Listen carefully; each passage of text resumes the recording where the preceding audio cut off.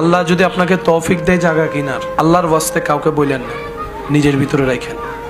আল্লাহ যদি আপনাকে বাড়ি বানানোর তৌফিক দেয়, খুশি মনে কাউকে বলতে যাবেন না, নিজের ভিতরে রাখেন।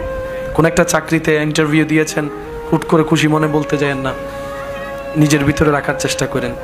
গাড়ি কিনছেন, যা কিনছেন নিজের ভিতরে রাখেন। হয়তো আপনি যে চিন্তায় অন্যকে নিজের সুখটা শেয়ার করছেন, এটা অনেক সময় হয়তো হিতে বিপরীত হয়। কারণ কেন বলছি এই কথাটা, শুনতে একটু অড লাগলেও কিন্তু জিনিসটা বাস্তব।